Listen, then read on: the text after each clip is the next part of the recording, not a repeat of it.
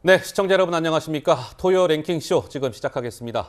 네, 스튜디오에는 최진봉 성공회대 교수 그리고 이현종 문화일보 논설위원, 정혁진 변호사 나오셨습니다. 네, 세 분 어서 오십시오. 반갑습니다.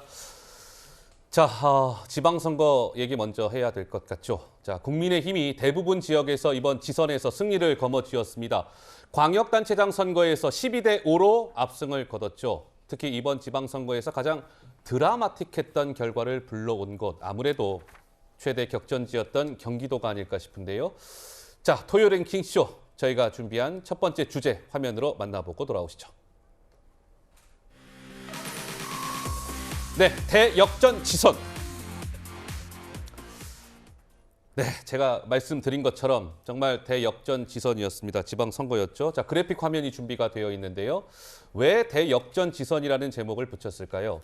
4년 전에 2018년 지방선거에서는 당시에는 이제 그 국민의힘이 아니었고 자유한국당이었죠. 당시 야당이었고 민주당이 14곳을 가져갔습니다. 광역단체장. 그래서 14대 2대 1. 저 1은 원희룡 제주지사 무소속 신분이었죠.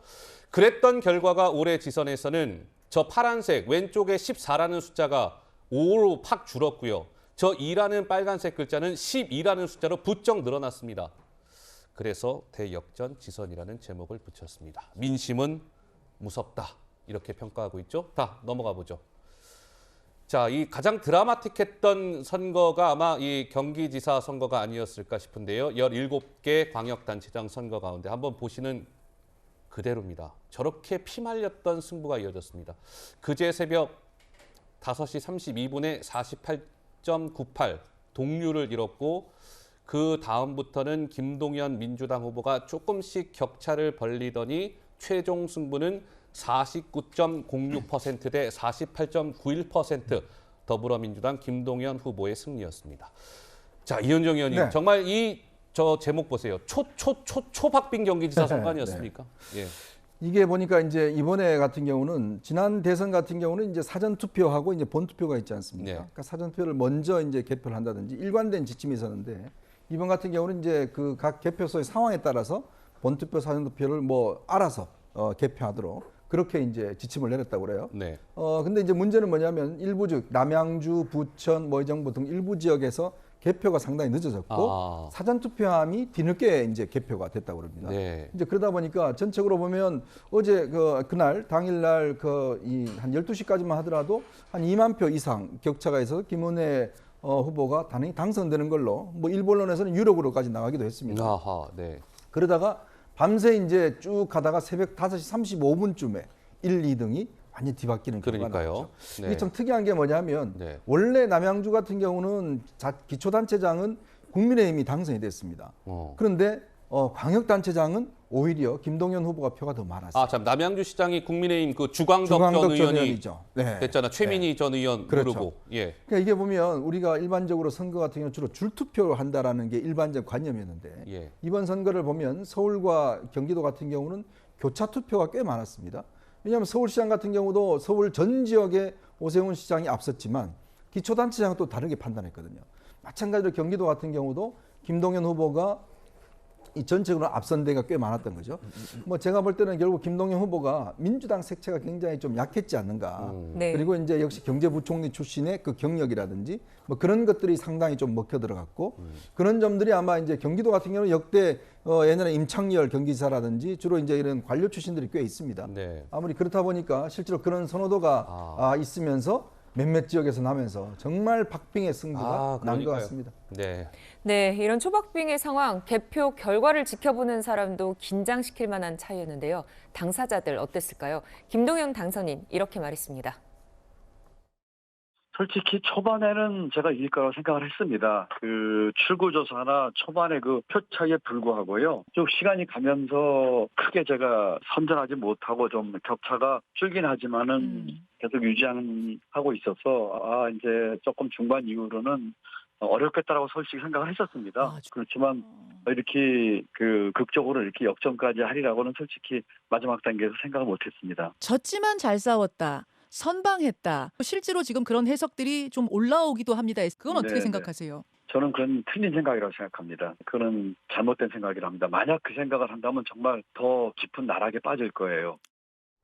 네, 새벽 5시 32분 이때가 지나면서요. 네. 예, 김동연 당선인과 김은혜 후보의 희비가 엇갈렸습니다. 개표를 3%가량 남겨둔 상황이었는데 최진봉 교수님, 네. 이렇게 막판의 결과가 뒤집힌 이유는 뭐가 있을까요? 제가 볼 때는 이게 그 전부터 전망도 사실은 초박빙이었죠. 네. 그러니까 누가 이길지 알 수 없는 상황에서 계속 여론조사 결과가 나왔어요. 그만큼 붙어 있다고 볼 수 있을 텐데, 그러니까 저는 이건 지금 이준석 의원도 앞에 얘기했지만 기본적으로 뒤집힌 이유는 네. 어느 쪽 지역의 표를 먼저 개표했냐의 문제예요. 그러니까 네. 이게 그러니까 승부는 이미 이제 투표가 끝나면 정해진 거 아니에요. 어느 네. 쪽 투표함을 먼저 여느냐가 중요할 텐데 네. 아마 이제 김은혜 후보 쪽을 지지하는 쪽에도 강세가 있는 지역의 투표함이 먼저 열리다 보니까 김은혜 후보가 쭉 가다가 마지막에 이제 의정부나 그쪽 지역, 남양주나 이쪽 지역에 이제 표가 열리게 되면서 네. 개표가 되면서 결국 이제 역전을 이룬 건데 저는 이게 두 분의 그 차이라고 하는 건 정말 그 종이 한 장 차이라고 봐요. 종이 한 장 0.15. 차이. 예, 그렇게 저는 표현할 수밖에 없는데 예. 그만큼 접전이었고 모든 관심이 경기도에 집중됐지 않았습니까? 네. 당시에도. 그리고 이제 이게 대선 대리전처럼 그 김동연 후보 같은 경우 이재명 전 후보와 단일화를 했었고 또 김은혜 후보는 잘 아시는 것처럼 대통령 당선인 시절에 입의 역할을 했었지 않습니까? 대변인. 이제 예. 그러다 보니까 결국 두 분의 대결 양상이 되면서 모든 힘이 여기에 집중된 게 아니냐. 민주당도 그렇고 국민의힘도 그렇고 이겨야 되는 것, 사수해야 되는 것 이런 상황이 되다 보니까 아마 저런 접전 현상이 나타나지 않나 이런 생각이 듭니다. 네. 김동연 경기지사가 어제 한 언론과의 인터뷰에서 의미심장한 말을 남겼습니다. 뭐라고 얘기했을까요? 함께 한번 보시죠. 자, 선거운동 과정에서 가장 크게 위기감을 느꼈던 때가 언제였습니까? 김 지사님, 그랬더니 이렇게 답했습니다. 민주당 지지율이 폭락할 때 위협을 느꼈습니다. 당 지지율이 20%대로 폭락하면서 여러 가지 외부 변수들이 있었습니다. 당에서 도움을 제게 준 것도 많았지만요. 힘든 상황을 만들기도 했고 발목을 잡은 부분도 있었습니다. 라고 하면서 민주당을 좀 비판하는 메시지를 남겼습니다. 네. 정 변호사님 어떻습니까? 이 김동연 지사의 저 멘트는 이제 향후 정치인 김동연으로서 뭔가 자기 세력화를 꾀하겠다라는 선전포고 내지는 그 의지의 좀 표현이라고 봐야 될까요? 어떻습니까? 저는 그것보다는 네. 오히려 이제 선거가 끝났을 때 얼마나 마음을 졸였는가 거기에 대한 감회를 이야기하는 거 아닌가 싶어요. 감회. 사실은 여론조사 때까지만 해도 김동연 후보가 조금 더 앞선다라고 했었거든요. 예. 그런데 출구조사는 김은혜 후보가 조금 앞선 것으로 나타나지 않았습니까? 네. 그 출구조사를 보는 순간 김동연 후보가 어떤 생각을 했을까? 저는 제일 먼저 김포공항이 생각났을 것 같고요. 김포공항. 어떻게 김포공항 같은 이야기를 할 수가 있었을까? 그 대안으로 이야기한 게 수직 이착륙 항공기 그런 이야기들이 어떻게 그 유권자들한테 다가왔을까? 그다음 또 생각난 거는 윤석열 대통령 탄핵 이야기까지도 나왔을 거란 말이에요. 네. 그러니까 이런 것들이 표를 그 사이에 또 깎아먹었구나. 그래서 내가 여론조사에서는 이길 수 있었을 것 같은데 출구조사에서 보니까 이거는 질 수도 있겠구나. 이제 그러한 마음이 이게 왔다 갔다 했다라고 한 것들이 민주당에 대한 어떻게 보면 조금 서운함이라고 할까 아니면은 그 왜 이렇게까지 갔을까 그런 그 감회를 이야기한 것 같고 네. 그 다음에 지금 앵커께서 말씀하신 것처럼 이제는 아마 이제 민주당하고 기존의 민주당하고는 약간 거리를 둔 나만의 경기도를 한번 만들어 봐야 되겠다 예. 그런 생각도 하고 있는 것이 아닌가 저는 그런 느낌을 받았습니다. 네. 그런데 이런 상황에서 김은혜 후보의 패배가 강용석 후보 탓이라는 논란도 있습니다. 국민의힘 권성동 원내대표 목소리 먼저 들어보시죠. 많이 안타깝고 좀 속은 쓰립니다. 그렇지만 지난 대선 때 우리가 5% 차이로 졌던 것인데 이번에 박빙으로 흘렀고 어떻게 저희들이 다 100%다 이길 수 있겠습니까? 그래서 경기도민들의 뜻을 존중하고요. 결과적으로 보면은 강용석 후보의 단일화가 됐으면 어땠을까 이런 생각도 좀 들고. 네, 이현정 의원님. 네. 강용석 단일화 논란 이건 좀 어떻게 봐야 될까요? 패배에는 여러 가지 이유가 있지 않겠습니까? 일단 후보 경쟁력도 있을 수가 있겠죠. 네. 사실 이제 그 당내 경선에서 유승민 전 의원이 이제 패배를 했고 김은혜 의원이 이제 후보가 됐는데 아무래도 이제 이 김동연 후보와의 어떤 차별성, 이제 김동연 후보는 사실은 경제부총리 출신이고 이제 그렇다 보니 그런 부분에 대한 선호도가 좀 있었던 것 같고요. 예. 또 이 강용석 후보의 지금 전 출마도 상당히 원인이 됐다 네. 그런 생각이 들어요. 사실 강용석 후보 같은 경우는 이제 당의 입당을 요구를 했지만 결국 이제 비대위에서 최고에서 거절이 됐지 네, 않습니까? 거절당했죠. 예전에 예. 이제 출당이 됐었는데요. 이제 그러다 보니까 본인이 무소속 출마를 강행을 했고 중간에 이제 사실은 단일화에 대한 이제 여러 가지 움직임이 있었지만 네. 내부에서 아마 여러 가지 의견이 갈라졌던 것 같습니다. 단일화를 해야 된다는 쪽이 아마 이제 가로세로 연구소의 김세희 대표나 이런 사람이 주장을 했던 것 같고 반면에 그 차명진 그 선대본부장이라든지 이런 분들은 그냥 끝까지 가서 정치 세력화를 해보자. 새로운 신당을 하나 의견이 만들어보자. 갈렸군요. 이런 네. 논의가 있었던 것 같아요. 네, 네. 그래서 이제 그냥 그쪽에다가 무게를 실은 게 아닌가. 결국 이렇게 되면 사실 이제 이 보수 진영 내부에서의 어떤 분열 이것 때문에 이제 패배를 했다. 그렇게 결론을 내릴 수가 있는 거거든요. 네. 왜냐하면 지금 강용수 후보가 얻은 표가 0.95% 5만 4천여 표입니다. 그렇다면 이 표 중에서 일부만 가져왔어도 그러니까요. 예. 네. 이길 수가 있었거든요. 8천여 표차는 충분히 회복할 수 있었던 것인데 그런 부분에 대한 선거 전략적인 저는 실패 또 강용석 후보가 과연 그러면 이렇게 완주를 해서 얻는 게 뭘까라는 부분에 대한 좀 의문이 있는 거 아니겠어요? 그러니까 지금 본인이 보니까 이제 가로세로 연구소하고도 이제 결별을 하고 뭔가 독자적인 지금 정치 세력을 하려고 하고 있는 모양인데 어쨌거나 이번 기회에 국민의힘 측에서 보면 저는 결과를 놓고 보면 네. 지금 당에서는 여러 가지 아쉬움이 있겠지만 한편으로 보면 이 경기도의 패배가 또 약이 될 수도 있겠다. 왜냐하면 국민의힘 입장에서 그렇죠. 경기도지사를 패한 게 약이 될 수도 있다? 만약에 경기도까지 다 장악을 했으면 국민의힘 쪽 입장에서는 좋겠지만 네.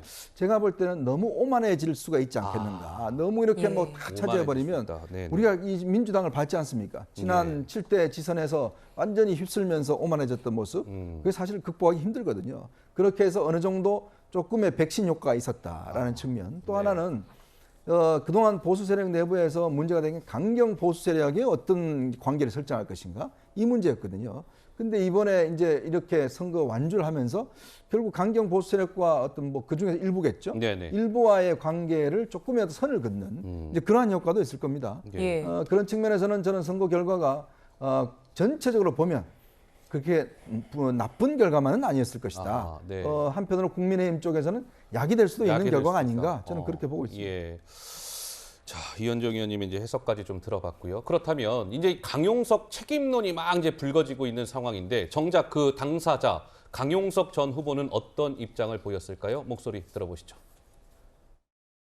지금 보시면 황순식, 송영주, 서태성 이 세 분을 합친 표가 제 표보다 훨씬 많습니다. 김은혜 후보가 안 될 것 같았다. 그랬으면 이 세 분이 김동연 후보의 표를 가져가게 만들지. 입당을 하겠다는 걸 거부해놓고 단일화하자는 것도 거부하고 이제 와서 패배의 책임을 져라라고 하는 거는 무슨 기적의 논리예요? 자, 이 강용석 지금 전 후보 목소리 들었고요. 이제 강용석 전 후보 측에서는 이렇게 막 항변을 하고 있습니다. 이 단일화 무산된 것과 관련해서 막 책임론이 불거지자 김세희 가세현 대표는 난 김은혜와 무조건적인 단일화를 추진했다. 결과에 어쨌든 죄송하다. 김은혜 캠프에서 굉장히 중요한 위치에 있는 분과 단일화 협상을 진행했는데요. 이분은 무조건 이준석이 모르게 진행해야 한다고 했다. 하지만 곧 단일화가 무산됐다. 정 변호사님, 글쎄요. 이제 결과는 다 끝났기 때문에 이 부분을 따지는 것 자체가 어떤 의미가 있을지는 모르겠으나 정치권에서는 지방선거가 끝이 났지만 여전히 논란은 계속되고 있는 것 같습니다. 저는 굉장히 이제 역사의 가정은 없지만 이번 대통령 선거와 너무 비슷한 것 같아요. 네. 한 번은 그 윤석열 대통령은 단일화를 했고 김은혜 후보는 단일화를 못하지 않았습니까? 그 다음에 거기에 따라서 이제 결과가 180도 차이가 났죠. 그 다음에 개표 과정도 되게 비슷했어요.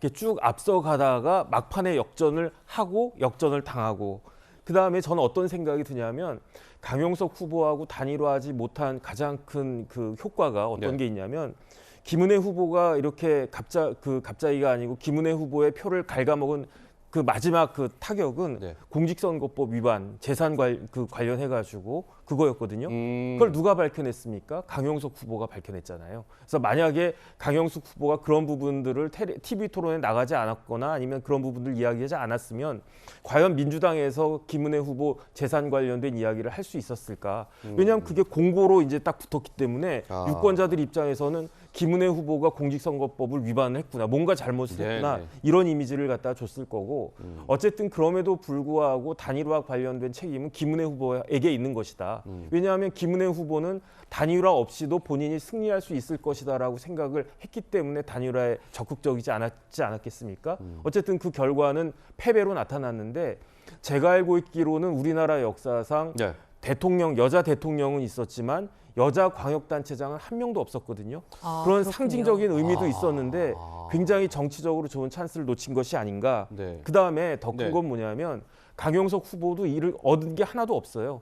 왜냐하면 강용석 후보가 뭐 10%까지 지지율이 나오기도 했지만 네. 결국 나온 거는 1%도 안 되는 0.95% 지지율 받은 사람 이렇게밖에 안 됐기 때문에 아하. 결국 그 두 사람 입장에서는 윈윈 게임은커녕 완전히 루즈루즈한 그런 게임으로 갔다. 그다음에 전체적으로는 이현종 위원님 말씀하신 것처럼 너무 원사이드하게 이기면 국민의힘에게 오히려 독이 될 수 있으니까 그런 의미에서는 의미가 있겠지만 네. 당사자들한테는 굉장히 다 안 좋은 결과가 초래된 것이 아닌가, 저는 그렇게 생각됩니다. 네, 이번 선거 이후 또 주목을 받고 있는 한 사람이 있습니다. 바로 오세훈 서울시장입니다. 네, 이번 선거에서 완승을 거뒀다, 이런 표현까지도 나오고 있습니다. 아이고, 네. 보면은 서울시의 426개 동에서 모두 이겼습니다.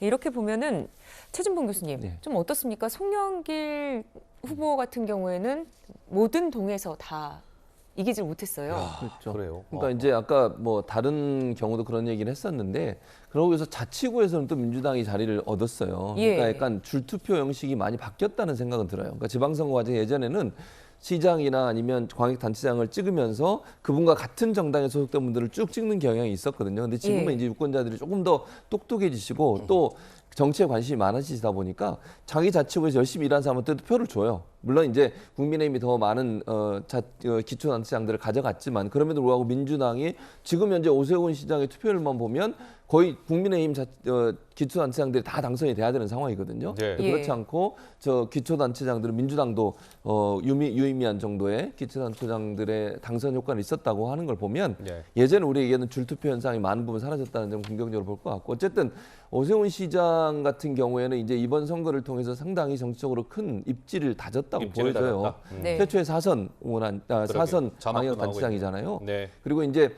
뭐 본인은 지금은 대선에 대해서 전혀 생각하지 않고 있다. 당연히 그렇게 얘기해야 되겠죠. 그럼에도 불구하고 본인의 뭐 의도든 의도하지 않든 차기 보수 진영의 대권 후보로서의 입지도 강화될 수 있는 기회가 됐다. 네. 또 4년 동안 서울시장에서 어떻게 역할을 하느냐에 따라서 본인의 입지가 더 강화될 수도 있고 대선에서도 충분히 후보로서 역할을 할 수 있는 그런 발판을 마련했다는 점에서 오세훈 네. 후보 입장에서도 오세훈 시장 입장에서도 상당히 긍정적으로 평가할 수 있을 것 같습니다. 네. 자, 뭐 최초의 이제 4선의 서울시장이 탄생하게 된 것인데요. 오세훈 서울시장의 목소리가 준비되어 있습니다. 들어보시죠. 지난 1년 동안 90% 이상이 민주당 시의원들이었습니다. 정말 죽는 줄 알았습니다. 짐작이 가세요? 무조건 반대하는 데는 이길 사람이 없습니다. 제가 옛날에 얼굴이 좀 잘생겼었는데 폭삭 부들었잖아요. 또 지난 1년 동안은 압도적인 다수의 민주당 시의회 때문에 사실은 제가 마음먹었던 일들을 다 발전시키지를 못한 그런 사업들도 많습니다. 작년보다는 조금은 업무 환경이 제가 뜻한 바대로 일을 할 수 있는 환경이 될 걸로 기대를 하고요. 이제 그렇게 되면 좀 더 가속도를 붙여서 제가 마음속에 품고 있었던 일들을 하나하나 해나가도록 하겠습니다. 자, 오세훈 서울시장이 이제 서울시장이 다시 되면서 이 부분이 또 좀 화두에 올랐습니다. TBS 교통방송을 오세훈 시장이 이제 교육방송으로 좀 전환시키겠다라는 그 뜻을 좀 밝혔었는데 그와 관련해서 오세훈 시장이 이렇게 얘기했네요. 시의회 구성 분포가 바뀌게 되면 그 기능에 대해서는 충분히 토론하겠습니다. 교통방송의 기능이 다한 것은 분명한 사실. 그렇다면 시의회 구성 분포가 어떻게 바뀌었을까요? 보시죠. 2018년 지선에서는 더불어민주당이 시의회 의석을 거의 압도했습니다. 102석, 자유한국당은 6석에 불과했는데 이번 선거에서 국민의힘이 서울시의회 76석을 가져갔고요. 민주당이 36석을 가져갔습니다. 시의회 권력의 이제 이 구성이 바뀐 것이죠. 어떻습니까? 이현정 의원님, 그러면 네. 저 TBS 좀 운명에 놓이게 될까요? 어떻습니까? 자, 일단 TBS가 이제 교통방송으로 설립이 됐다가요. 그다음에 이제 박원순 시장 시절에 독립법인으로 이제 전환이 됐습니다.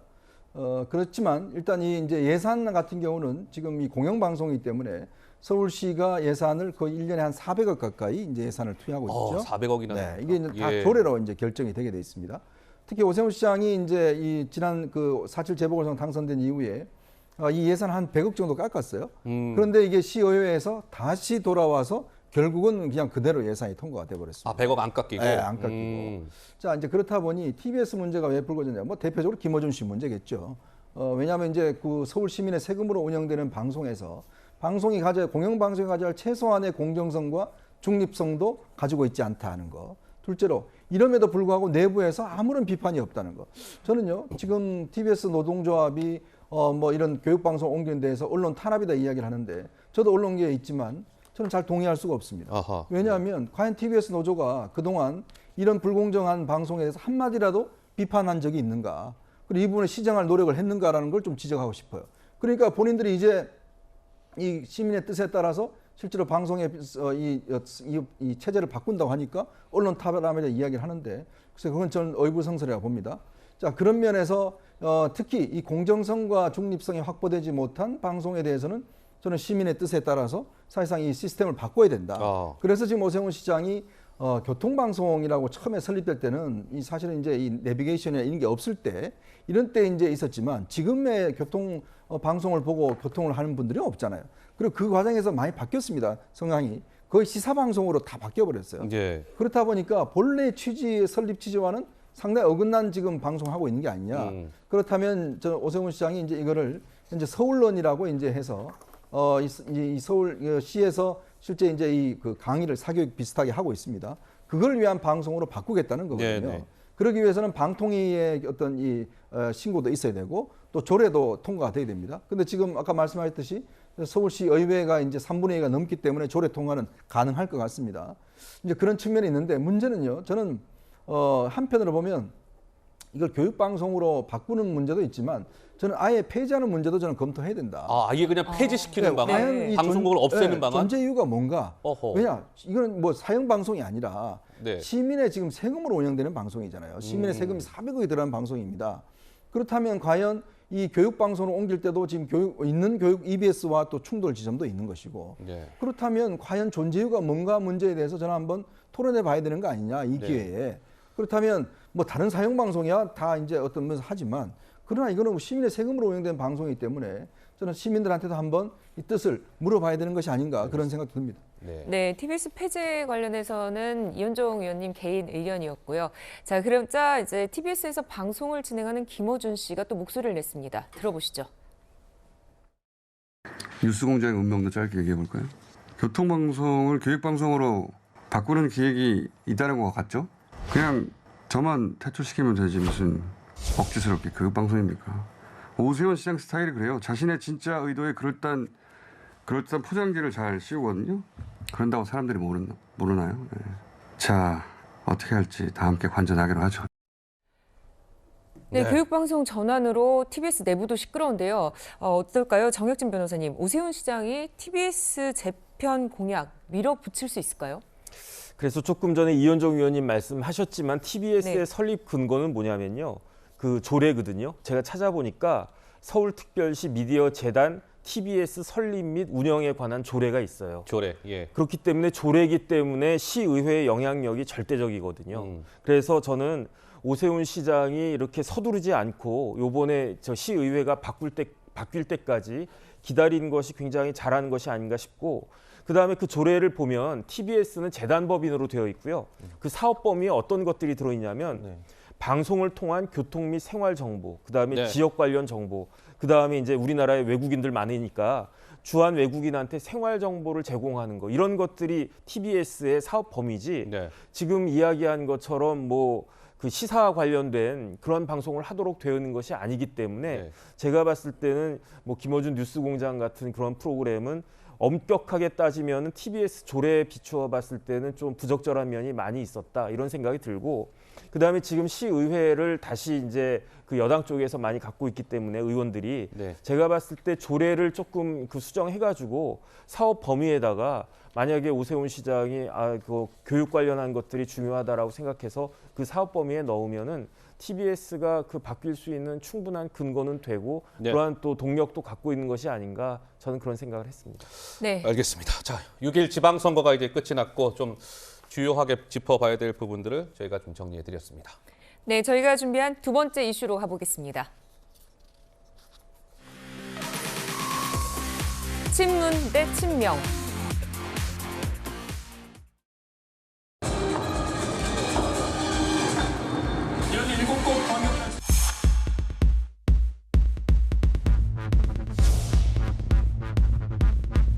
출구조사 결과 어떻게 보시나요?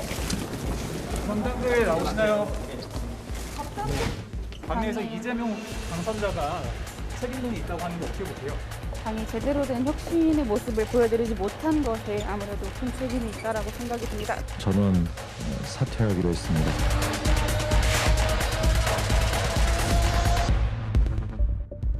가장 큰 원인이 이재명, 송영길 두 분이 한 달 만에 출마한 게 전 결정적이었다고 봅니다. 저는 회초리가 아니라 야구방망이로 맞았다 이런 느낌이에요. 이재명 후보 같은 경우는 어쨌든 책임을 피할 수 없을 것 같다 이런 생각이 듭니다.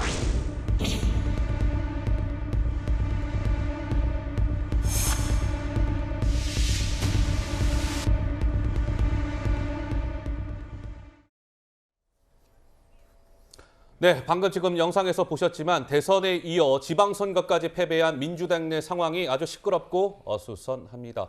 비대위원들이 다 물러났고요. 어제는 오후 2시부터 약 4시간 동안 난상 토론을 벌였습니다. 혁신형 비대위원회를 꾸리기로 했다고 하는데요. 8월 전대는 예상대로 치르고요. 자, 그렇다면 혁신형 비대위는 어떻게 꾸려지게 될까요? 그래픽 화면 준비되어 있습니까? 벌써 이제 물망에 오르는 사람들이 있군요. 민주당 이제 지방선거에서 참패한 민주당의 혁신형 비대위를 누가 이끌 것이냐. 이상민 민주당 의원, 이광재 전 의원, 이번 강원지사에서 선거에서 김진태 후보에게 패배했죠. 유인태 전 국회 사무총장. 최진봉 교수님 어떻습니까? 네. 혁신형 비대위를 꾸리겠다. 저런 분들이 혁신위원장 물망에 오르고 있다고 합니다. 어떻게 지금 혁신형 비대위 이 방안은 좀 제대로 된 지금 좀 수습 방안이라고 보세요? 어떻습니까? 저는 뭐 그렇게 제대로 된 수습 방안이라고 보지 않아요. 왜냐하면 시기가 너무 짧아요. 시기가 짧다. 왜냐하면 8월에 전당대회 하는데 지금 비대위를 꾸려가지고 제가 볼 때 비대위 또 꾸리는 과정에 논란이 또 있을 수 있거든요. 네. 그래서 좀 저는 이렇게 하는 게 맞는지는 잘 모르겠습니다. 그리고 지금 거론되고 있는 세 분 같은 경우도 혁신자를 붙일 수 있는 분들인지 잘 모르겠어요. 세 분 다. 그래서 저는 개인적으로는 뭐 그렇게 결정을 했다고 하니까 좋은 분을 찾았으면 좋겠고요. 외부에서 뭐 혁신형 비대위면 외부에서 오는 것도 깊이 고민해 봐야 한다는 생각도 들어요. 네. 저는 개인적으로 그렇습니다. 네. 내부에 있는 분들보다는. 그리고 이게 이제 혁신형 비대위가 출범하더라도 그러면 한 1, 2개월밖에 역할을 못 해요. 8월 전대니까. 그러니까요. 그런 상황에서 또 비대위 꾸리면서 또 갈등 생기고 이런 부분까지 감수하면서 저렇게 비대위를 꾸리는 게 맞는지는 잘 모르겠습니다. 개인적으로. 예. 다만 이제 혁신형 비대위를 꾸리기로 했으니까 그러려면 정말 혁신이 뭐 의미가 있을 정도의 비대위를 꾸려야죠. 그러니까 우리가 상식적으로 생각 가능한 범위 내에 있는 분들이 와서 비대위를 꾸리는 게 무슨 혁신형 비대위라고 국민들이 공감을 하겠습니까? 저는 그걸 정말 파격적인 어떤 비대위가 꾸려져 혁신형 비대위가 될 거라고 보여지고 네. 그래서 저는 뭐 그렇게 하기로 했으니 뭐 하는 거는 어쩔 수 없지만 하려면 정말 국민들이 볼 때 혁신이라고 하는 이미지가 확실하게 인식될 수 있는 그런 비대위가 꾸려져야 된다고 생각을 합니다. 네. 네, 어제 연석회의 회장 내부는 차분했지만요. 또 장 외에서는 설전이 상당했습니다. 네, 어떤 내용이 나왔냐 하면요. 지선 참패를 두고 이재명 의원 책임론에 대한 날선 공방이 있었는데요. 포문을 연 의원들, 이른바 친문계였습니다. 어떤 얘기를 했는지 들어보시죠. 이재명 의원이 차기 당대표에 나오면 안 된다고 생각하십니까? 대통령 선거에 졌으면 적어도 몇 달 자숙하고 성찰하고 그러면서 이 선거의 의미를 존중해 줘야 돼요. 그런데 이번 지방선거에 졌어요. 근데 그걸 주도했던 두 분이 다시 또 당의 전면에 나선다? 그러면 민주당이 국민들한테 더 큰 심판을 받죠. 송영길 서울시장 후보가 인천 그 계양구 국회의원을 하다가 네. 나섰거든요. 서울 국회의원이 저희가 49명입니다. 네. 제가 알기로 40명이 반대를 했습니다. 그걸 당에다 전달했어요. 했는데 비공개로? 그것을 완전히 무시하고 이렇게 출마를 한 거 아닙니까? 비민주적인 과정을 거쳐서 그렇게 됐다는 거죠. 그러니까 당이 그 결정 과정 자체가 사실은 당의 어떤 공식적인 시스템이나 이런 것들을 통해서 이루어진 게 아니죠. 누군가의 영향력에 의해서 하루아침에 다시 없던 일이 되고 이렇게 하는데 작용한 그 누군가는 누굽니까? 이재명 의원입니까? 그러니까 그런 이재명 우리 의원입니까? 당이라는 게 어떤 시스템. 네, 홍영표 의원이나 아니면 김종민 의원 둘 다 비난의 화살이 결국엔 이재명 의원한테 가는 게 아니냐 이런 느낌이 있는데요. 그러네요. 이현정 의원님 네. 어떻게 보십니까? 저 이야기를 왜 진작 못했을까요? 왜 진작 못했을까? 저는 바로 그게 문제라고 봅니다. 그러니까 왜냐, 다 이제 끝나고 나니까 다들 한마디씩 하잖아요. 그때는 저 용기 있게 이야기하는 사람에 대해서 뭐 한두 사람밖에 없었고, 이제서는 다 이제 이렇게 이야기를 하니까 이렇게 고쳐지지가 않는 거예요. 그 많은 혁신을 했습니다. 그 많은 뼈를 깎았습니다. 근데 더 뭐 혁신할 게 남아 있습니까? 그거는 뭐냐면 결국은 어떤 정치적인 책임 문제에 대해서 책임을 지는 사람이 없기 때문에 또 이런 겁니다. 지금은요, 다들 반성한다고 그러지만 반성의 내용이 전혀 다릅니다. 자, 이처럼의 분들 같은 경우는 우리가 개혁을 좀 더 덜 밀어붙여서 반성한다는 것이고, 한쪽에서는 우리가 너무 국민의 민심을 모르고 했기 때문에 반성한다는 거. 전혀 다른 반성이에요. 네. 그걸 그냥 두루뭉술하게 해서 한다면 나중에 당대표 뽑힐 사람의 뜻에 따라 또 움직이는 거 아니겠습니까? 그러니까 아무리 혁신하고 해봐야 소용이 없는 거예요. 예. 국민들의 느끼기에는 뭐가 반성하는지 이걸 정확히 이야기를 해야 됩니다. 그래야지만이 그 해법이 나오지 않겠습니까? 저는 저렇게 두루뭉술하게 또 뭐 수습하고 이제 하나로 가자, 이 해결 안 된다고 봅니다. 어떤 면에서 보면 지금 2번의 선거에 졌어요. 이걸 어떤 면 또 덮고 간다 그러면 또 다음 선거도 저는 기약이 없다고 봐요. 그렇다면 뭘 잘못했는지를 분명하게 해야 된다. 네. 그래야지만이 해법이 나온다. 저는 뭐 8월 전당대회 지금 뭐 한다고 잡아놓고 혁신비대위 2달 동안 하는데 무슨 혁신을 하겠습니까? 그러니까 그런 것보다는 정말 이번 선거의 문제점이 뭔지를 철저하게 어떤 면 반성하고 문제점을 구체화하면 저는 거기에 답이 나온다고 봅니다. 네. 그러니까 이제 친문재인계에서 이재명 이제 국회의원이 됐죠. 이재명 의원을 막 좀 겨냥을 하자 친이재명계에서는 또 발끈하고 나섰습니다. 이렇게요.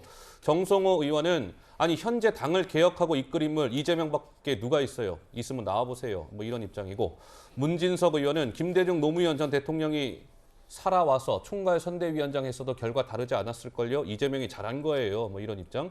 이수진 의원은 이재명을 불러낸 게 누굽니까? 당원들이 요청했고 당이 결정한 것입니다.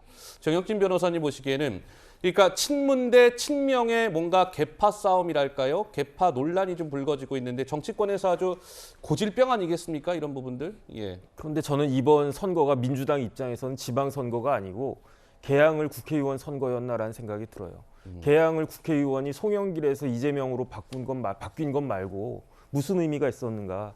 지금 노무현 전 대통령 말씀하셨는데 제 생각에 노무현 대통령이 이런 상황이었으면 첫 번째 출마를 안 했을 것 같고요. 그다음 두 번째 어쩔 수 없이 출마를 했다고 해도 분당에서 출마를 해야지 개항으로 갈 가능성은 전혀 없다라고 보여지고요. 그다음 여기서 노무현과 이재명의 정치적 그릇의 차이가 명확하게 드러난 것이 아닌가 저는 그런 생각이 들면서 개인적으로는 좀 안타까운 생각까지 드는 것이 이재명 의원이 그동안 쌓아놓은 그 많은 정치적 자산을 국회의원 배지와 그냥 바꾼 것이 아닌가. 저는 그런 정도 생각까지 드는데 이런 생각을 저만 하는 것일까 그런 생각도 저는 듭니다.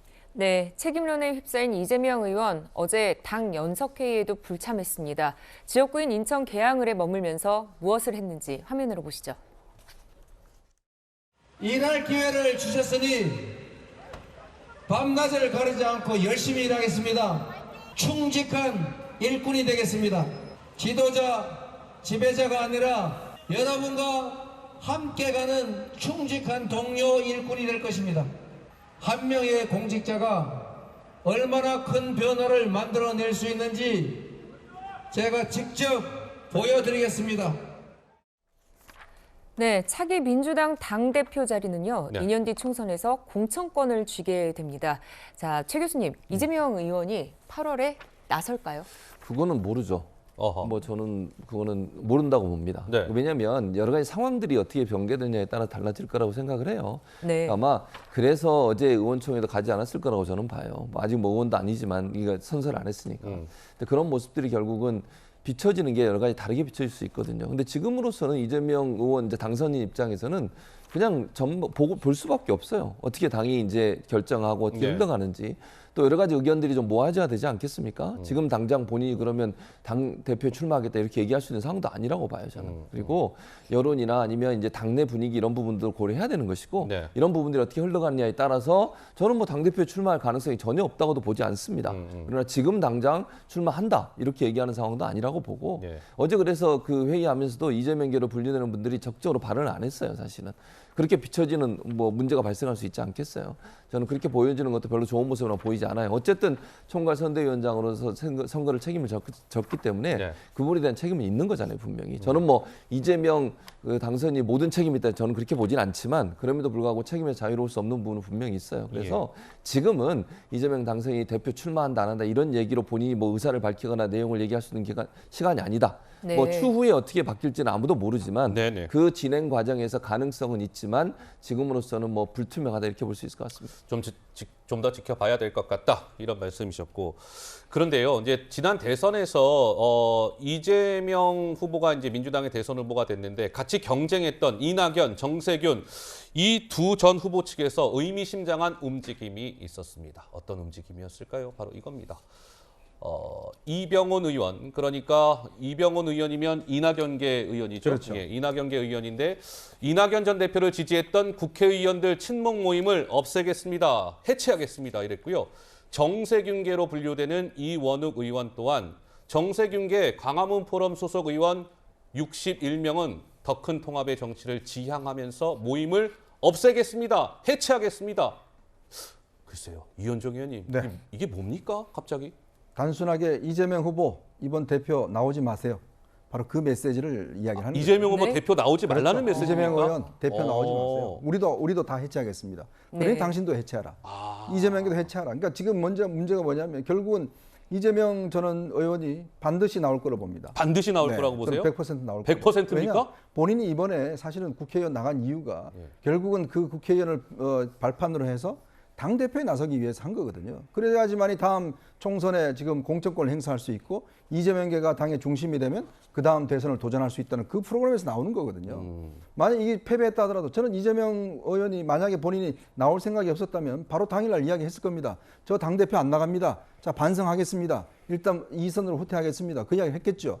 근데 이야기 안 합니다. 그리고 더군다나 또 본인이 당에 있는 저 의원들 총회에 참석도 안 해요. 근데 그 이야기는 뭐냐면 이렇게 많은 비판에 있어서 중심에 잠시 벗어나 있다가 결국은 또다시 이제 8월 전당대회에 나온 이거는 사실은 이게 정치 조직 논리로서는 본인이 사실 하지 말아야 되는데 문제는 본인이 할 수밖에 없는 지금 권력 관계에 놓여 있다는 거거든요. 네. 그렇기 때문에 이제 지금 이낙연 정세균계가 이제 사실은 카드를 던진 거죠. 압박하는 네, 거군요. 우리도 해체할 테니까 당신도 해체해라. 저 이야기는 결국은 8월 전당대회에 나올 생각 하지 마라. 그리고 일단 2선 후퇴해라라는 것이고 저도 이재명 후보의 미래를 보면 네네. 저는 지금 상황에서 과연 다시 당대표로 나와서 한다 한들 국민들이 어떻게 보실까? 예전에요. 이해창 전 총재가 대선 패배 이후에 다시 보궐선거 나와서 배지를 달고 당대표를 다시 나왔습니다. 그리고 대선에 도전했다가 실패했죠. 또 실패했죠. 네. 저는 그런 것들을 우리가 반면교사로 삼는다면 한편으로 보면 국민들이 조금 이제는 이 쉬는 타이밍을 갖고 좀 더 자기를 성찰하는 시간을 가지면 언젠가는 부를 겁니다. 당원들이 부를 겁니다. 네. 이제 당신이 필요하다. 국민들이 당신이 필요하다 부르는 시간이 있을 거예요. 예. 그러니까 스스로가 나오지 말고 뭔가 부를 때 나와라. 그래야지만이 가치가 높아지는 것이지 또다시 나온다 그러면 지난번 개항도 본인이 나서서 나온 거고 대표도 또 나온다 그러면 저는 정치적 자산을 완전히 소진하는 게 아닌가 그런 우려가 있습니다. 네. 그리고 요즘 민주당 지지자들 사이에서는 이런 단어들이 쓰인다고 합니다. 어떤 한번 단어입니까? 그림을 보시면요. 이게 뭐예요? 수박이라고 하는데요. 이게 겉은 파랗고 초록색이고 안은 빨간색이잖아요. 민주당인 척하는 보수 인사다 이런 뜻으로 쓰인다고 하고요. 친문재인이면서 반 이재명인 사람을 지칭하는 말도 있고 네. 뭐 개혁의 딸, 뭐 양심의 아들 이런 얘기들이 개딸이나 양아 이런 말로 쓰인다고 합니다. 정혁진 변호사님 이런 현상들은 좀 어떻게 봐야 될까요? 저는 사실 좀 불편합니다. 아무리 불편하세요. 봐도 뭐 똥파리, 개딸, 양아 이런 것들은 비속어잖아요. 네. 예. 그걸 갖다가 비속어를 좋은 의미로 이렇게 막 사용한다라고 해도 이거는 대중적인 것이 절대로 아니고 박지원 전 위원장이 이야기한 것처럼 이건 그야말로 팬덤에 기인한 단어이기 때문에 이런 것들로 어떻게 일반적인 그 중도적인 생각을 가진 사람들한테 그 마음을 살 수 있을 것인가. 네. 자기들끼리 똘똘 뭉친 하나의 은어로서는 사용될 수 있을지 몰라도 이게 이렇게 확장력이 있을까 그런 생각이 들면서 네. 이번 선거에서 그 패착을 준 것 중에 하나가 저런 내용들 때문에 중도층 표심이 멀어졌거나 적어도 민주당을 찍겠다라고 했던 사람들이 그 투표에 참여하지 않고 50% 초반대 투표율이 그 머문 그런 중요한 원인 중에 하나가 아닌가 저는 그렇게 생각을 합니다. 네. 네. 자, 이제 이재명 개항을 해서 이제 당선이 되면서 이제 국회의원 신분이 됐는데요. 이렇게 되면서 이제 사실 저희 뭐 토요 랭킹쇼에서도 여러 번 좀 짚었습니다만 불체포 특권을 가지게 됐습니다. 이재명 국회의원이. 그렇게 되면서 지금 수사 중인 이재명 의원의 관련 사건들 한번 보시죠. 저러한 사건들이 있어요. 근데 이제 불체포 특권을 갖게 된 것이죠. 소환 조사 및 구속이 불가능합니다. 국회 동의 없이.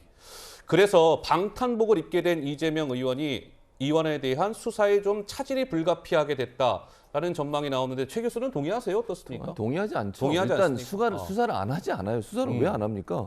어제도 압수수색했잖아요. 120 몇 곳에 대한 압수수색까지 했어요. 수사는 계속 진행됩니다. 국회의원에 당선됐다고 그와 관련된 수사를 안 합니까? 그런 일도 없고요. 그래서도 안 된다고 저는 봐요. 수사 계속 해야 되고요. 방탄 얘기하는데 이재명 그 당시 후보가 그런 얘기도 했잖아요. 권성동 원내대표가 그 얘기했잖아요. 불체포 특권 그 없애는 걸로 발의하다. 그러니까 동의했어요. 저는 국회가 빨리 처리했으면 좋겠어요. 국회의원들의 불체포 특권 없애는 거 발의해서 통과시키면 된다고 봐요. 네. 그렇게 얘기를 했기 때문에 무슨 방탄용 뭐 출마다 이렇게 얘기하는 건 저는 바람직하지 않다고 보고요. 네. 만약에 뭐 출사가라고 그래서 조율이 되면 나갈 거라고 저는 개인적으로 생각해요. 물론 뭐 제가 본인이 아니기 때문에 단정적으로 얘기할 수는 없지만 그리고 불체포 특권 관련해서도 정말 그 정치적 발언이 아니고 개인적인 어떤 문제나 이런 문제 때문에 체포 영장이 발부됐을 때는 불체포 특권을 없애는 그런 범위 내에서의 불체포 특권 그 폐지하는 그런 법안도 빨리 국회가 네. 합의해서 통과시켰으면 좋겠습니다. 네. 예. 정혁진 변호사? 이게 되게 안 좋은 거예요. 뭐가 안 왜냐, 좋습니까? 법인 그 압수수색이 129곳이라고 그랬는데 이 말은 뭐냐면 법인카드가 사용된 장소가 최소한 129곳이다. 그다음에 김혜경 씨 말고 이재명 의원도 피의자가 됐거든요. 그 말은 뭐냐면은 경기도 법인카드를 썼는데 남편이 지사가 아니면 부인이 쓸 수가 없는 거죠. 그러니까 남편이 묵인이나 아니면 오히려 조장하에 법인카드를 쓴 거기 때문에 이재명 의원도 피의자가 된 거고 법리적으로 핵심은 뭐냐면 그 배모 사무관의 연봉이 과연 업무상 배임죄에 해당될 수가 있는 것이냐. 만약에 해당이 된다면 이게 단순한 업무상 배임이 아니고 이게 그야말로 국고 손실죄까지 되면서 더 중요한 건 뭐냐면요. 공무원을 사적으로 이용했다라고 결론이 지어진 거기 때문에 예. 이 수사가 어떻게 진행되느냐에 따라서 8월에 있다라고 하는 네. 이재명 의원의 당권 도전에 아주 심각한 영향을 미칠 것이다. 저는 그렇게 예측됩니다. 알겠습니다. 자, 이재명 의원 얘기까지 해봤습니다. 저희가 준비한 다음 주제입니다. 화면으로 만나보시죠. 네, 이번엔 여당, 그러니까 국민의힘 혁신위. 네, 국민의힘이 대선에 이어 지방선거까지 승리하면서 전국의 주도권을 확실하게 쥐게 됐죠. 전국 단위 선거에 2연승을 이끈 이준석 국민의힘 대표의 거취에도 시선이 쏠리는데요. 이준석 대표가 동아일보랑 인터뷰를 가졌는데 이런 얘기했습니다. 자, 이제 지선도 이겼고요, 대표님. 뭐 이제 향후 뭐 계획이 뭐 어떻게 되세요? 라고 물었더니 이제 내 머릿속에는 내년 4월 전북 전주울 여기가 이상직 의원이 이제 당선 무효가 됐죠. 민주당 이상직 의원. 그래서 거기가 이제 내년 4월에 보궐선거 있거든요. 그래서 내년 4월 전북 전주울 국회의원 재선거까지 내가 이겨서 역대급 당대표가 되겠다는 생각밖에 없습니다. 내년 6월까지가 나의 대표 임기인데 임기 확실하게 채우겠습니다. 글쎄요. 이현종 의원님. 네. 이준석 대표는 이제 일각에서 제기하는 조기 사퇴설에 딱 선을 그었네요. 나 임기 다 채우겠다. 국민의힘 당대표가 내년 6월에 이제 전당대회에서 다시 뽑게 돼 있으니까요. 그 당대표가 사실상 이제 2024년 4월 총선에 공천을 이제 다 주도하지 않겠습니까? 네. 근데 지금 이제 본인이 밝힌 거는 4월 지금 재보궐선거 내년에 하겠다는 거는 결국 임기를 끝까지 가겠다. 그러니까요. 그 이유는 뭐냐면 최근에 성상남 문제와 관련해서 지금 윤리위가 지금 계속 조사를 하고 있지 않습니까? 그게 지금 윤리위가 벌써 조사한 지가 벌써 꽤 됐습니다. 네. 이제 결론을 내릴 만한 시점이 된 것 같아요. 아마 6월 중순이나 말쯤에 이제 결론을 내린다고 그러는데 그 결과에 따라서 아마 여러 가지 시나리오들이 뭐 당내에서 내부적으로 이야기가 많은 것 같습니다. 이게 과연 사실이냐 아니냐는 것부터 시작해서 사실이 아닐 경우는 뭐 큰 문제가 없겠지만 사실일 경우에 과연 그럼 이준석 대표가 어떠한 정책인 입장을 취할 거냐. 그래서 뭐 조기에 당대표를 그만두고 미국 간다는 등 뭐 여러 가지 이야기가 있었어요. 이제 그 부분에 대해서 본인은 나는 안 나간다. 그리고 이 4월까지 하겠다. 내년까지 하겠다라는 거를 이제 명확히 한 저는 이야기라고 봅니다. 근데 이거는 아마 본인의 뜻일 것이고 결국 이제 윤리위가 어떠한 결론을 내리느냐 이 사실에 대해서 거기에 따라서 윤리위가 4가지의 이제 징계를 할 수가 있거든요. 그러니까 아무리 낮은 징계라도 사실이 맞다라고 이야기를 하면 이 대표는 아마 당 대표직을 유지하기 어렵지 않을까. 왜냐? 저쪽 당에서도 그런 게 문제가 많았는데 그렇게 이야기를 했는데 만약 이쪽 당에 그 당 대표가 문제가 생겼는데 그걸 그냥 짚고 당 대표직을 한다? 그럼 뭐 앞뒤가 맞지 않지 않습니까? 이제 거기에 저는 운명이 달려 있다 이렇게 보고 있습니다. 네, 이와 관련해서 이준석 대표 당 윤리 징계 여부에 대해서 다음과 같이 말했습니다. 들어보시죠. 저는 윤리 개최되면 가서 저는 공개 회의하자고 할 겁니다. 윤리위에. 떳떳하고 문제 없다 그 말씀이시죠? 아니 이렇게 보시면 될 것 같아요. 제가 진짜 뭐 그런 거에 대해서 떳떳하지 않고 이런 게 있으면은 소위 말하는 대로 강용석 후보 복당 받아주는 게 제일 편하죠 저한테는. 제가 만약 뭐 속된 말로 꿀리는 게 있으면은 구분 받아주면 제일 편하죠. 그거 왜 안 하겠습니까? 네, 뭐 이준석 대표 이렇게 얘기했습니다. 당 윤리위에서 어떤 판단을 내리게 될지 저희가 좀 유의 깊게 봐야 될 것 같고요. 6일 선거에서 압승을 거둔 국민의힘 곧장 혁신위원회를 띄웠습니다. 정당 개혁 이슈 선점에 나섰는데요. 어떤 배경인지 관련 목소리 준비되어 있습니다. 제가 박근혜 정부도 거치고 이렇게 다 거치면서 느낀 게 뭐냐면요. 잘 나갈 때 자기 혁신에 소홀한 사람들은 결국에는 정권을 뺏긴다. 박근혜 정부는 탄핵으로 그것도 안 좋은 모양새를 뺏겼고 문재인 대통령께서도 40% 지지율이라는 의미를 어떻게 해석하시는지 모르겠지만 5년 만에 정권 교체가 된 건 굉장히 이례적이거든요. 달리는 말에 채찍 가해야 된다는 생각이시군요. 그렇죠. 지고 있을 땐 또 개혁도 안 돼요. 그렇습니까? 지고 있을 때는 개혁하자 그러면은 다 죽자는 거냐 이러고 이번에 민주당 보셨잖아요. 약간 지지율 안 좋고 이런 상황 속에서 어떤 새로운 메시지가 나와도 오히려 내분만 가속화되기 때문에 이길 때 바꿔야 됩니다. 근데 최진봉 교수님 재밌는 것이 민주당은 이번 선거에서 졌으니까 아까 혁신형 뭐 비대위 꾸린다고 했잖아요. 그거 이해가 돼요. 근데 국민의힘은 압승을 거뒀단 말이에요. 그런데도 지금 무슨 혁신위원회를 띄웠어요. 보통 지는 정당이 저런 걸 띄우는데 이기는 정당이 혁신위를 띄웠다? 이게 무슨 의도입니까? 겉으로 보기에는 그냥 잘하는 것처럼 보여요. 겉으로 보기에는 속내는 끝까지 당대표 하겠다는 거예요. 저는 그렇게 읽혀요. 그러니까 본인이 당대표를 끝까지 하겠다는 의지를 강하게 피력하는 하나의 메시지라고 저는 보거든요. 아까 이제 이현정 의원 얘기했던 거 연관해서 얘기해 보면 본인이 성상납 관련해서 윤리에 지금 제소가 돼 있는 상황 아니겠습니까? 거기서 어떤 경우가 나오느냐에 따라서 본인의 운명이 좌지우지 될 수밖에 없어요. 그런 상황에서 혁신위원회를 띄우는 이유는 뭐겠습니까? 본인이 열심히 일하겠다. 그리고 내가 국민의힘을 바꾸겠다. 이런 의지를 또 보여주면서 대중적으로 지지를 끌어내고 본인을 지지하는 사람들의 지지층을 더 확대하려는 의도라고 보여진다고 저는 봐요.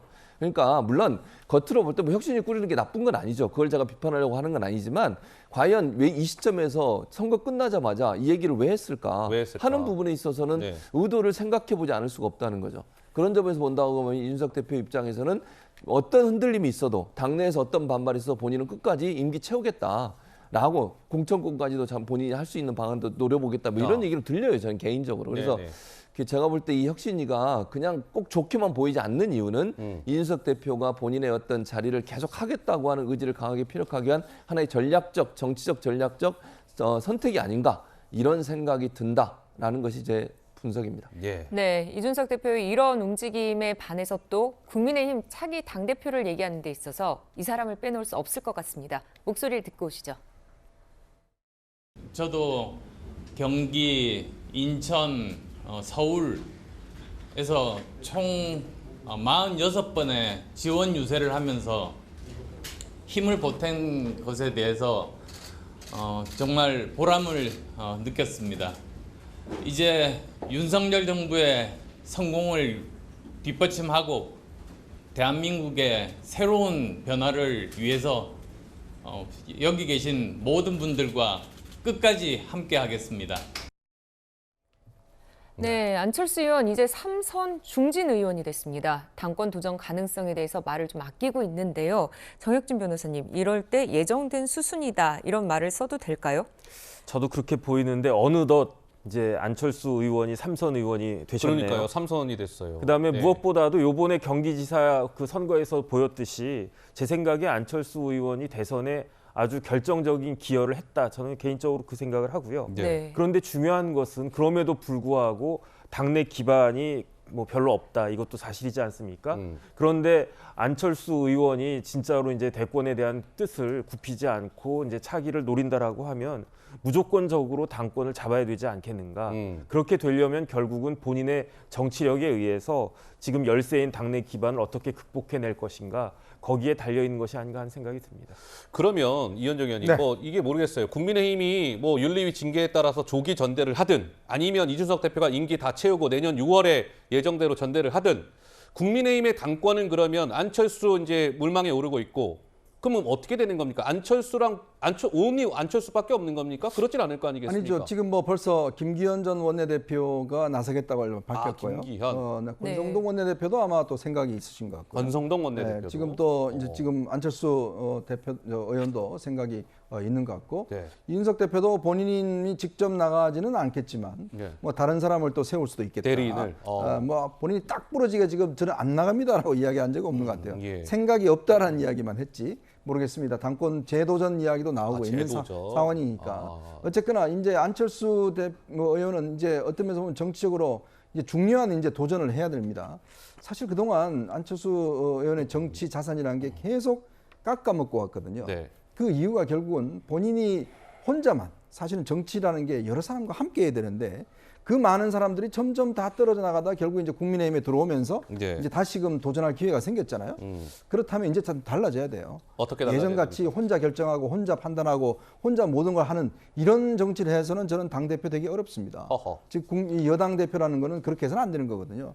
그동안 같이 옆에 있었던 사람들, 함께하는 사람들을 많이 만들어야 돼요. 그러려면 지금 같은 행동을 해서는 안 됩니다. 네. 사람들과 많이 만나고 그 사람들과 정치적인 동지적 관계도 나누고 해야 되는데 또다시 혼자 결정하고 혼자 판단하고 한다면 저는 당대표 되기 어렵다고 봐요. 저는 네. 중대한 기로에 서 있다 이렇게 봅니다. 알겠습니다. 네. 자, 안철수 의원 얘기까지 해봤습니다. 네, 오늘의 마지막 한 랭킹 보겠습니다.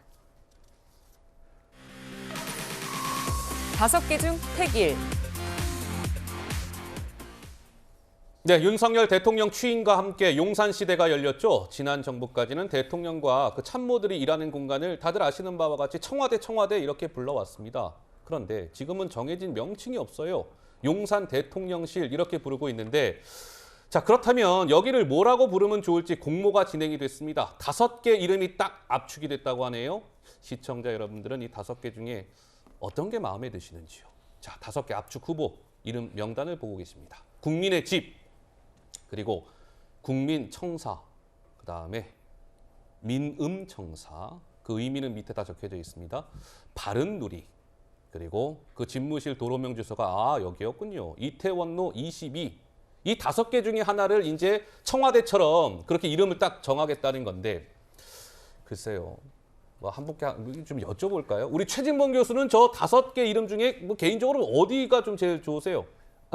5개 중에 제 마음에 쏙 드는 건 없습니다. 마음에 드는 거 없어요? 네, 없는데. 뭐 다시 정해야 되는 겁니까? 그러니까 뭐 모르겠어요. 근데 뭐 저는 개인적으로 네. 뭐 국민청사나 바른누리 정도? 근데 개인적으로는 네, 개인적으로. 5개 다 그렇게 썩 입에 있거나 아니면 이렇게 좋다 이런 느낌은 받지 않아서 네. 좀 아쉬움이 있습니다. 네. 참 이거 어떻게 다시 해야 되나 고민인데. 우리 이현정 의원은 어떠세요? 5개 중에. 저는 그 5개 중에 고른다 그러면 국민청사가 그래도 좀 낫다는 생각이 들어요. 국민청사. 네, 왜냐하면 국민의 집은 국민의 힘하고 너무 비슷합니다. 국민의 힘, 국민의 집. 네, 그러네요. 이렇게 그러니까 좀 뭐 이게 앞으로 뭐 다른 야당도 할 수도 있잖아요. 있을 수 있으니까. 네. 과연 청와대처럼 지속 가능할까라는 문제가 있고 바른누리는 바른미래당하고 새누리당하고 합쳐놓은 것 같아요. 그러니까 이름을 아예 순 한글이긴 하지만 네. 그런 것 같고 이태원로 22는 다운인가 10번지 영국 총리가 있는 곳 네. 이제 그걸 빗대서 한 이야기 같은데 그래서 싹 기회에 오고진 않는 것 같고 예. 지금 그래서 일각에서는 아예 그냥 대통령실로 그냥 쓰는 게 어떠냐 그냥 네, 대통령실로. 그런 이야기도 솔직히 나오고 있습니다. 예. 정혁진 변호사는요? 저는 전혀 없습니다. 전혀 또 없으세요? 네네. 큰일 왜냐하면 났네요, 이거. 두 분이 전혀 없는데요. 국민의 예. 집에서 받침 하나만 바꾸면은 지금 여당을 조롱하는 그러한 내용으로 되는 것 같고 뭐 국민청사 이런 거 다 이현정 의원님 말씀하셨지만 민음청사는 뭐 출판사 이름하고 비슷하거든요. 모든 게 다 올드한 이미지고 참신하지가 않고 심지어 자규적인 느낌까지 들기 때문에 제 마음에 드는 건 개인적으로는 없고 오히려 전 어떤 생각이 드냐면 저기가 용산 기지잖아요. 80만 평이거든요. 거의 대부분이 이제 공원이 됩니다. 그러면 서울의 대한민국의 센트럴파크가 되는 거기 때문에 용산이 서울시 지도를 딱 보면은 서울의 한 중간에 있어요. 정확하게. 그래서 전 차라리 그냥 뭐 피플스 하우스 이런 것보다 센트럴 하우스가 더 낫지 않은가 개인적으로는 그런 생각이 드는데 뭐 저 중에서 이제 하나 정하신 다음 그렇게 분류해야 되겠지만은 그렇게 많은 국민들한테 아, 잘 지었다. 이런 말 들을 만한 그러한 그 대통령실 후보가 있는가 하는 건 좀 의문이 드네요. 어쨌든 일단... 저 5개 이름은 다 국민들이 이제 다 공모를 해서 이게 국민들의 뜻입니다. 결국 저 5개가. 그러니까 어쨌든 결론은 저 5개 중에 하나로 아마 결정이 될 것 같습니다. 네, 이번에는 법무부 이슈도 챙겨보겠습니다. 한동훈 장관 취임사 구절을 손글씨로 쓰는 이벤트가 있었는데요. 예, 이게 논란이 되면서 중단이 됐습니다. 보면 손글씨 관련 이벤트인데 지난달 27일 공식 SNS를 통해서 손글씨 릴레이 이벤트를 공지했다가 논란이 되니까 중단이 됐는데 이현정 의원님 좀 어떻게 보십니까? 저는 예전에 뭐 국민교육헌장 뭐 받아쓰기는 해봤지만 장관 취임사를 저렇게 쓰기를 해서 이벤트를 한다. 저는 저 자체도 문제지만 저런 발상이 나올 수 있는 분위기가 문제다라는 생각이 들어요. 그러니까 왜냐하면 사실은 장관 취임사를 누가 저렇게 요즘 시대에 저렇게 받아쓰기해서 하겠습니까? 무슨 뭐 외워서 무슨 발표하는 것도 아니고, 그 뭐 보고 이해하고 뭐 그렇게 하면 되는 것인데 저걸 굳이 저렇게 이벤트로 했다는 거. 저거는 물론 한동훈 장관이 아마 모르고 진행을 하다가 바로 중단을 시킨 것 같은데 그러니까 저런 문화가 저는 큰 문제라고 봐요. 뭔가 장관이 지금 워낙 주목받고 장관이 워낙 이제 뭐 소통령이다 주목받고 있으니까 또 실세라고 그러니까 뭔가 그 법무부 분위기도 뭔가 장관에게 잘 보이려고 하는 것처럼 이렇게 분위기가 흘러가는 것 아닌가라는 저는 이게 있는 거거든요. 저는 한동훈 장관 이런 분위기를 한번 살펴봐야 될 것 같아요. 즉 조직 내부에서 과연 이게 지금 제대로 된 게 아니라 이게 뭔가 장관을 위해서 뭔가 막 만들려고 하는 것처럼 이런 식의 아부 문화가 있는 건 아닌지 이런 것들을 한번 짚어보는 중요한 계기가 바로 저는 이 이벤트라고 저는 생각이 됩니다. 그러게요. 장관 취임사 손글씨 이벤트는 좀 부적절한 이벤트다. 뭐 이런 평가가 뭐 당연한 평가겠죠. 그런데 한동훈 법무부 장관이요 또 이런 지시를 내렸다고 하는데 혹시 그래픽이 준비가 되어 있을까요? 문재인 정부 시절에 저 3명의 법무부 장관이 이제 박상기, 추미애, 박범계 저 3분이 문재인 정부의 법무부 장관 출신들 아니겠습니까?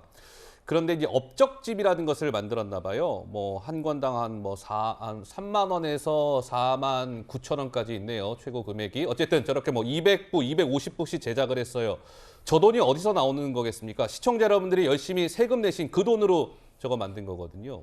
한동훈 법무부 장관이 그런 건 이제 만들지 마세요. 지시했답니다. 최 교수님, 저건 뭐 어떠세요? 한동훈 장관이 어쨌든 좀 칭찬을 받을 만한 일일까요? 어떻습니까? 당연히 저게 있었다면 제작하지 말아요. 저걸 왜 합니까? 업적집이나. 그러니까 저는 이렇게 생각해요. 뭐 백서나 이런 거를 만들 수 있어요. 예를 들면 법무부가 어떻게 일을 했고 이런 부분에서 차후에 참고를 하기 위해서 백서 같은 거 만들 수 있지만 장관의 업적집을 만든다는 건 저는 처음 들었는데 만약 저걸 만들었다면 당연히 그만둬야죠. 한동훈 법무부 장관이 저렇게 한 건 당연히 그렇게 해야 된다고 저는 봅니다. 왜 업적집을 만듭니까?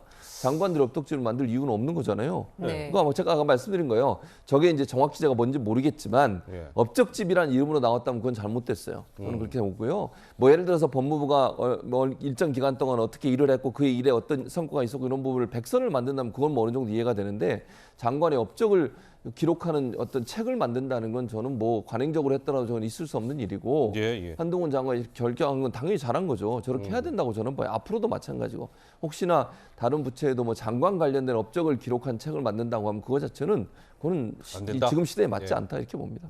네, 한동훈 장관 또 의전에 대한 지적도 했습니다. 바로 직원들이 장관 차 문을 열어주는 의전을 하지 말라 이렇게 얘기했다는 겁니다.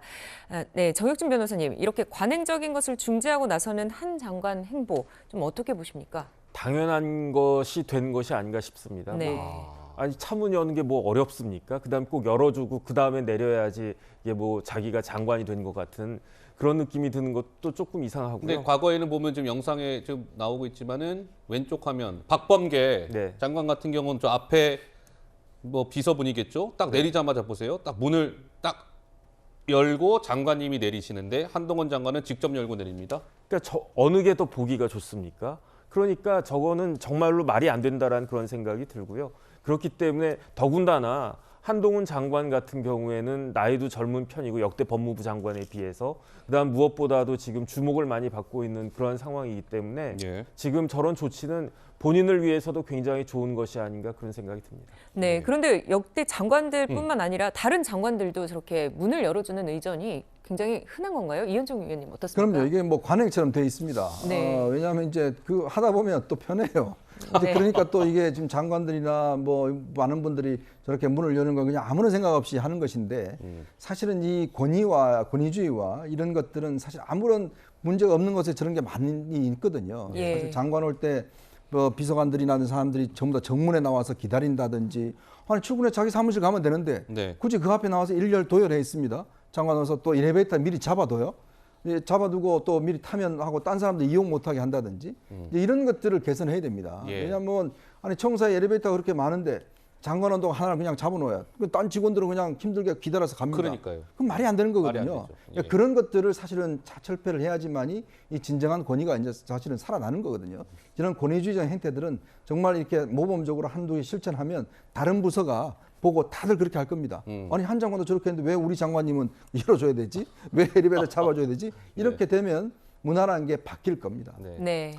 그러게요. 이게 차문 여는 거 뭐 어렵지 않잖아요. 힘들지 않잖아요. 장관님들도 다 높으신 분들이지만 직접 차문 열고 내리시는 모습이 국민들 보기에는 더 좋을 것 같습니다. 자, 이준석 국민의힘 대표가요. 이 한동훈 법무부 장관에 대해서 이 동아일보 인터뷰에서 의미심장한 말을 했더라고요. 그래서 준비했습니다. 한동훈 장관에 대해서 어떻게 생각하세요? 그랬더니 이준석 대표가 조심스럽지만 굉장히 매력 있는 인물이라 크게 입문해야 합니다. 만약 한동훈 장관이 정치를 결심한다면 그에 걸맞은 위상으로 정치를 시작하면 좋겠습니다. 뭔가 큰 뜻을 품은 채 정치에 입문해야 된다. 큰 뜻. 글쎄요. 대선을 염두에 둔 발언일까요? 여러 가지 다양한 해석이 나오고 있습니다. 네, 이번에는 김건희 여사에 대한 국민들의 관심 그리고 논란에 대해서 얘기해 보겠습니다. 김 여사 대통령 집무실에서 찍은 사진을 공개했는데요. 이렇게 김 여사의 공식, 비공식 행보가 공개되는 일이 잦아지면서 김 여사 일정을 전담할 인력이 필요하다 이런 지적도 나오고 있습니다. 현재는 대통령실 부속실 내 일부 인원이 김 여사 일정 관리 업무를 병행하고 있는데요. 박지원 전 국정원장 본인 SNS에 영부인을 영부인답게 보필하라 이런 글을 올리기도 했습니다.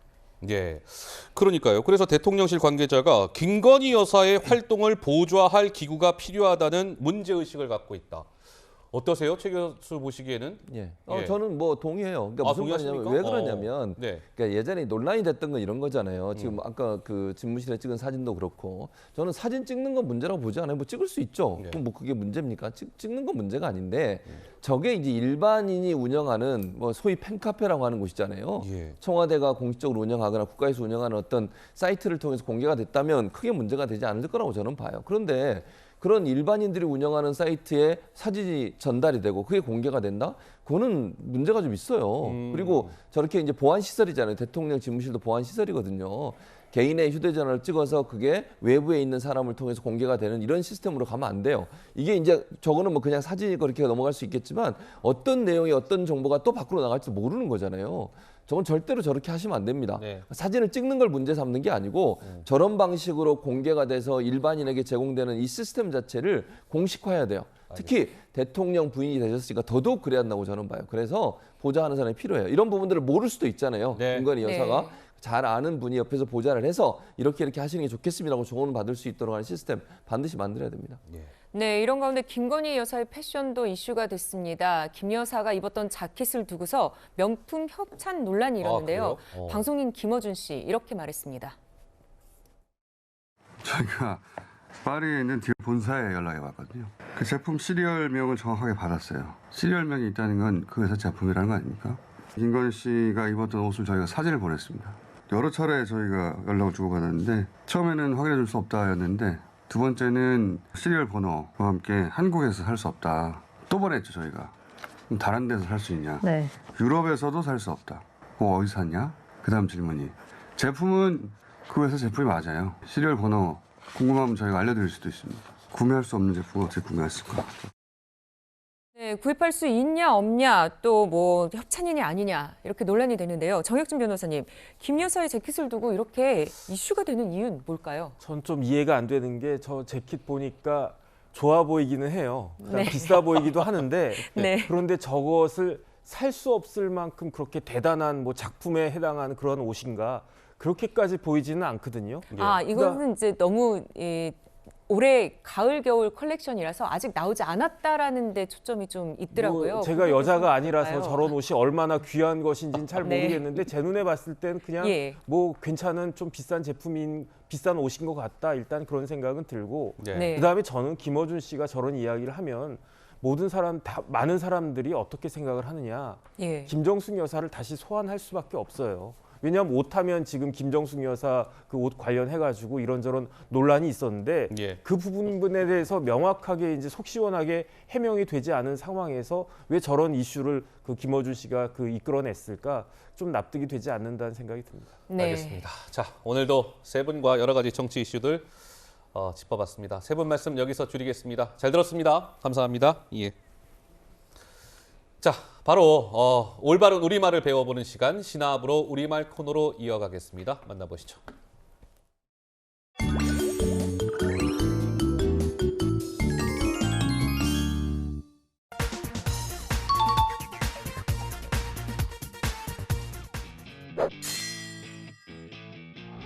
빠르게 날아온 공을 2루수가 멋지게 잡아냅니다. 이어서 2루와 1루에서 2개의 아웃을 잡아내며 환상적인 더블 플레이를 완성하네요.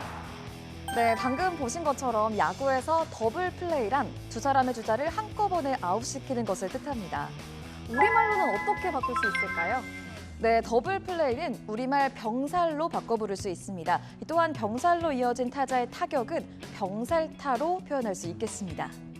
네, 올 시즌 남자 프로농구는 SK의 우승으로 끝났는데요. 정말 박진감 넘치는 챔피언 결정전이었어요. 그래서 제가 챔피언 결정전의 한 장면을 준비해봤습니다. SK의 가드 김선영, 엄청난 속도를 앞세워 득점에 성공해서 상대 수비의 공을 쏙 빼놨습니다. 빠르게 상대 수비를 뚫고 들어가는 기술을 드라이브 인이라고 해요. 네, 정말 멋진 기술인 것 같아요. 그럼 우리말로는 어떻게 바꿀 수 있을까요? 네, 이렇게 바꿀 수 있겠죠? 네, 그렇군요. 오늘만큼은 캐스터 허유원, 해설위원 정재경이었습니다. 네, 신압으로 우리말 시간입니다. 요즘 주말에 가족과 함께 운동 경기 관람하는 분들 많이 계신데요. 해외에서 시작된 운동이 많다 보니 관련 용어 중에 외래어가 많습니다. 이런 용어들을 우리말로 순화해보자는 취지로 준비했습니다. 오늘의 열쇠말은 운동 경기입니다. 먼저 프로축구 골 장면을 보시겠습니다. 왼쪽을 뚫어낸 찬스메이커 이승우. 반대쪽 봄에서 올려줬습니다. 김현의 헤더! 골망을 흔듭니다. 네, 이승우 선수가 도움을 기록하는 장면인데요. 찬스메이커는 날카로운 패스로 득점 기회를 만드는 선수를 뜻합니다. 우리말로 바꾸면 득점 조력자로 표현할 수 있겠습니다. 또한 축구에서 골키퍼가 공을 막는 걸 뜻하는 세이빙은 선방으로, 공을 위험 지역 밖으로 보내는 클리어링은 걷어내기로 순화할 수 있습니다. 자, 다음은 사진을 하나 볼까요? 야구 선수들이 앉거나 서서 경기를 지켜보고 있는데요. 선수들이 대기 중에 응원을 하거나 작전을 구상하는 이곳을 더그아웃이라고 부릅니다. 방공호를 뜻하는 군대 용어에서 유래한 건데요. 우리말 선수 대기석으로 바꿔 부르면 좋겠습니다. 또한 타구가 펜스를 넘지 않았는데도 타자가 홈까지 들어오는 걸 뜻하는 그라운드 홈런은 장내 홈런으로, 베이스 러닝은 주루로 순화할 수 있습니다. 마지막으로 농구 용어를 살펴보겠습니다. 두 명이 동시에 상대를 막는 더블팀은 이중 수비로, 반칙으로 슛 기회를 얻는 프리스로는 자유투로 순화할 수 있습니다. 자, 알쏭달쏭한 운동 경기 용어들 우리말로 바꾸면 더 쉽게 이해할 수 있습니다. 지금까지 신압으로 우리말이었습니다. 네, 저희가 오늘 준비한 소식은 여기까지입니다. 시청해주신 여러분 고맙습니다.